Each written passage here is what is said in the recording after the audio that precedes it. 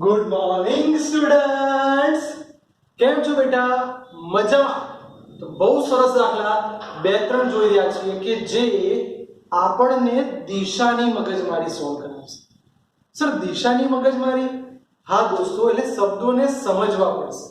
જોઈએ આપણને શું કહે છે કે વરસાદ શિરોલંબ દિશામાં, that means we rain 35 meter પ્રતિ સેકન્ડ. दोस्तों कई भी पूछे तो તમારે આકૃતિ બનાવી દેવાની, એક રફલી આમાક્ષ તૈયાર કરી દો. શિરોલંબ નીચેની દિશા થઈ ગઈ, આ તમારું વી રેન એટલે કે વરસાદ આ દિશામાં છે. 12 મીટર પ્રતિ સેકન્ડ જોરથી પવન ફૂંકાય છે પૂર્વથી પશ્ચિમ તરફ, એટલે પ પુ, ધેટ મીન્સ આ બેટા પશ્ચિમ કહેવાય, આ પૂર્વ કહેવાય. શબ્દ સમજો, પૂર્વથી પશ્ચિમ દિશામાં પવન ફૂંકાય એટલે કે આ રેડ માર્કર આ દિશામાં પવન થયો. પવનને આપણે લખી દઈએ વી વાઇન્ડ. વિન્ડ એટલે વાઇન્ડ, પવન, તેની વેલ્યુ આપી છે 12 મીટર પ્રતિ સેકન્ડ. તો દોસ્તો પહેલા આ બંનેના પૂછ ભેગા થઈ ગયા. હા સર. કાટકોણ ત્રિકોણ થઈ ગયો. હા સર. તો સીધી વસ્તુ છે, તમારે એનું મૂલ્ય શોધવું હોય તો ઓરિજિનલ વેગ, જેને વરસાદનો પરિણામી વેગ કહીએ, તો vw square plus vr square. આપણે શીખવાડ્યું આવું કઈ બી પૂછે એટલે આ થઈ ગયો પરિણામી વેગ. દોસ્તો આ પરિણામી વેગ થઈ ગયો, જેને હું એકલા v તરીકે રજૂ કરું છું. તો પરિણામી વેગ એટલે x નો વર્ગ વત્તા y નો વર્ગ નું વર્ગમૂળ. સર પાકું છે? બસ કિંમત મૂકાવો આપણું કામ થઈ જાય. અંડર રૂટ એક વાર 35 નો વર્ગ, એક વાર 12 નો વર્ગ. બંનેની કિંમત મૂકી દઈશું એટલે પરિણામી વેગ આપણને મળશે 37 મીટર પ્રતિ સેકન્ડ. દોસ્તો આપણું બહુ જ સરસ કામ થઈ ગયું, પરિણામી વેગ મળી ગયું. તો સહેલી વસ્તુ હતી, પણ આની સાથે ઇમ્પોર્ટન્ટ છે દિશા. દોસ્તો જો એને શિરોલંબ સાથે થીટા કોણ બનાવ્યો, શબ્દ યાદ રાખજો, શિરોલંબ સાથે થીટા કોણ બનાવ્યો હોય તો આપણે શીખવાડેલું tan થીટા બરાબર સામેની બાજુ ભાગ્યા પાસેની બાજુ. ફરી સામેની બાજુ એટલે v વાઇન્ડ ભાગ્યા v રેન. v વિન્ડ કેટલું છે બેટા? તો પવનની ઝડપ હતી 12 અને આ હતું 35. ફટાફટ કિંમતો મૂકશો એટલે tan થીટા 12 તરી 36 થાય એટલે 1/3 જેવું આવશે. એટલે એક કામ કરીએ, 0.34 જેવું લખી દઈએ. તો થીટા બરાબર, ધ્યાનથી સાંભળજો, એપ્રોક્સિમેટલી 18.6 અથવા 19 ડિગ્રી. એટલે આ વ્યક્તિને જો વરસાદથી બચવું હોય તો છત્રીને આ રીતે રાખવી પડે, આ રીતે.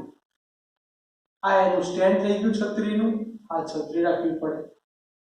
તો બેટા આનો મતલબ તમે સમજ્યા? છત્રી આમ ત્રાસી રાખવી પડે. કેટલા ડિગ્રીએ? તો કે 19 ડિગ્રીએ. કઈ તરફ? પૂર્વ તરફ. તો યાદ રાખજો, છત્રી પૂર્વ તરફ 19 ડિગ્રીએ રાખવી જોઈએ. દોસ્તો આવા એમસીક્યુ એક્ઝામમાં પૂછાય છે, દિશાનું બહુ મોટું ઇન્વોલ્વમેન્ટ હોય છે, પ્લીઝ ધ્યાન રાખજો. ચલો આ બી ક્લિયર. સરફ આખું થઈ ગયું. સહેલો દાખલો, તમને સ્થાન સદિશ આપેલું છે, તમને એવું કીધું કે આનું વેગનું સમીકરણ લાવો.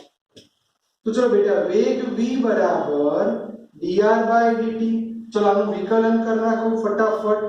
વિકલન 3, t નું વિકલન 1, તો 3i કેપ, 2 દુ 4 તો 4t j કેપ.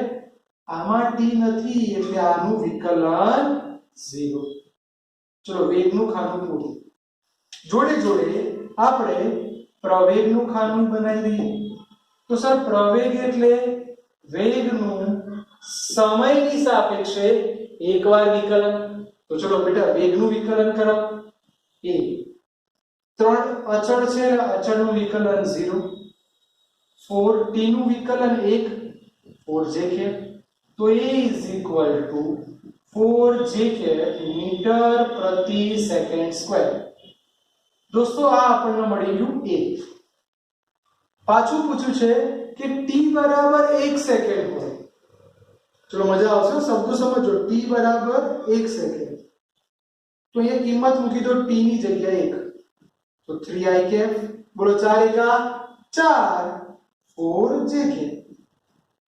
ચલો આનું મૂલ્ય તમારે શોધવાનું છે. કોઈ પણ સદિશનું મૂલ્ય શોધવું હોય તો એના એક્સયામનો વર્ગ વત્તા એના વાયામનો વર્ગ નું વર્ગમૂળ એટલે √25 એટલે 5 મીટર પ્રતિ સેકન્ડ.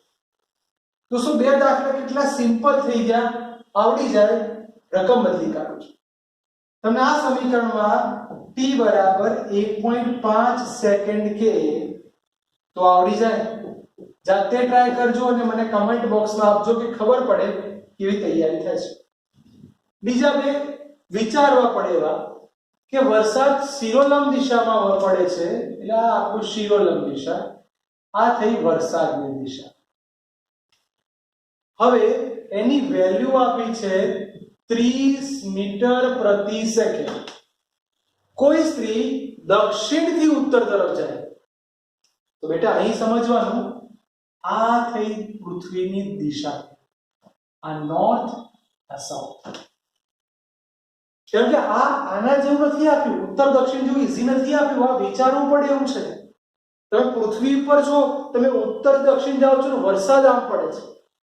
શબ્દ સમજો, પૃથ્વી પર હું આમ ચાલું તો હું આ દક્ષિણથી ઉત્તર તરફ ચાલું, આમ ચાલું તો પૂર્વથી પશ્ચિમ ચાલું. શબ્દને સમજો બેટા. એક જ સમતલમાં વરસાદ અહીં પડે છે, તો વરસાદ પડ્યો આમ, આ બેન જાય છે દક્ષિણથી ઉત્તર તરફ, એટલે દક્ષિણથી ઉત્તર તરફ, નોર્થ સાઉથ. હવે એમનો વેગ એટલે v વુમન 10 મીટર પ્રતિ સેકન્ડ. હવે ઓકે, આ થોડી દિશા સમજાવી દઈએ તમને ખબર પડે. આને આપણે નોર્થ કહી દઈએ, આને આપણે સાઉથ કહી દઈએ.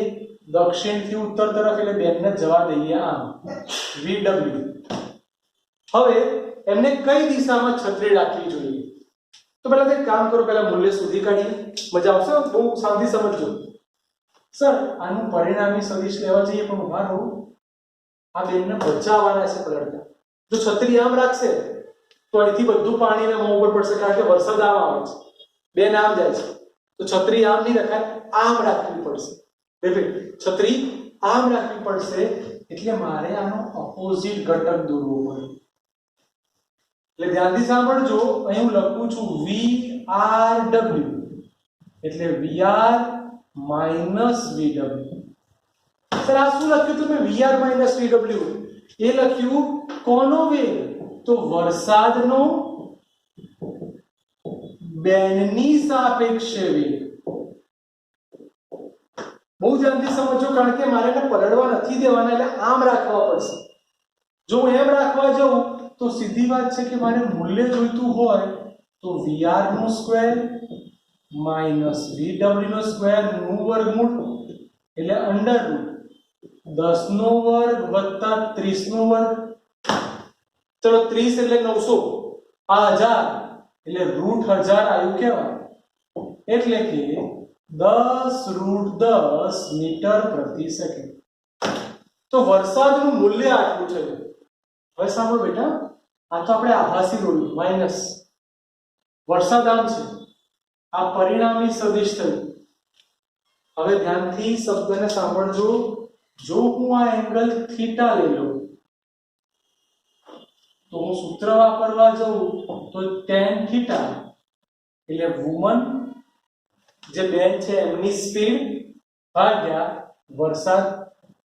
બેનની સ્પીડ છે 10, વરસાદ છે 30, એટલે 1/3 એટલે 0.33 કહેવાય. આના જેવું જ થયું, એટલે થીટા બરાબર અગેન આ આવી ગયું 19 ડિગ્રી અથવા તો 18 ડિગ્રી 26 મિનિટ. પણ આ બેનને છત્રી આમ રાખવી પડે, આમ. જો આમ રાખશે તો આ દિશામાં જશે ના દોસ્તો, એમને છત્રી રાખવી પડે આમ, કારણ કે આમ ચલાવે તો છત્રી આમ રાખવી પડે કે આમ રાખવી પડે, આમ રાખવી પડે, તો આ દક્ષિણ દિશામાં રાખવી પડે, તો એ બેન પલળી નહીં જાય. વરસાદ આવે વખતે આમ છત્રી રાખે તો પલળી જાય ને, છત્રી આમ રાખવી પડશે ઓપોઝિટ ડાયરેક્શન. એવો બીજો દાખલો સ્વાધ્યાયનો 13.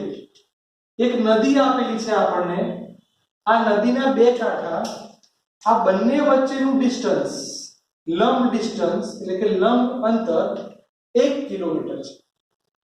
આટલી ઝડપે એક વ્યક્તિ જાય છે, ધેટ મીન્સ અહીં લખી દઈએ વ્યક્તિની ઝડપ vman 4 કિલોમીટર પ્રતિ કલાક. અંતર ખબર છે, બોલો સમય મળી જાય? હા સર, સૂત્ર ભણી ગયેલા, વેગ બરાબર અંતર ભાગ્યા સમય, તો સમય બરાબર અંતર ભાગ્યા વેગ. અંતર છે 1 કિલોમીટર, ઝડપ કેટલી છે 4, તો આટલા કલાક થાય. કેમ શોધી કાઢ્યું?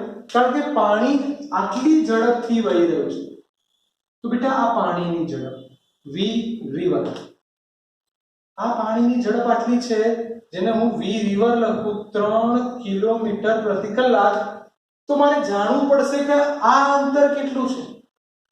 તો સર વેગ અંતરનો સમય, વેગ આટલો, સમય તમારી પાસે છે 1/4 કલાક, તો બોલો દોસ્તો અંતર મળી જાય?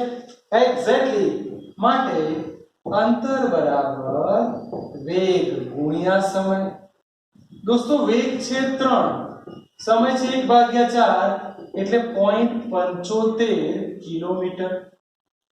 આ ડિસ્ટન્સ મળી ગયું. આ ડિસ્ટન્સ d2 કહી દઉં, આ ડિસ્ટન્સ d1 કહું, તો બોલો મને આ પરિણામી ડિસ્ટન્સ મળી જાય.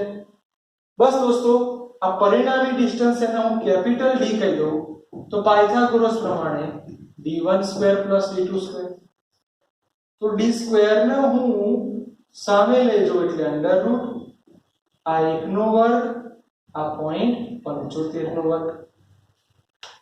ફટાફટ કેલ્ક્યુલેશન કરશો, તમને જવાબ મળી જશે, એક કરતા કંઈક મોટો આવશે ને 1.25 કિલોમીટર. આટલું ડિસ્ટન્સ અહીં ઊભું રહેશે કે એને કાપેલું આ અંતર આટલું હશે. જોઈ દોસ્તો, બે બહુ જ સરસ દાખલા, ધ્યાનથી જોઈ લો.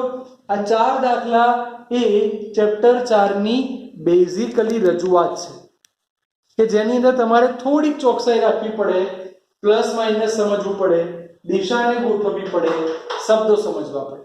જોઈ લો દોસ્તો.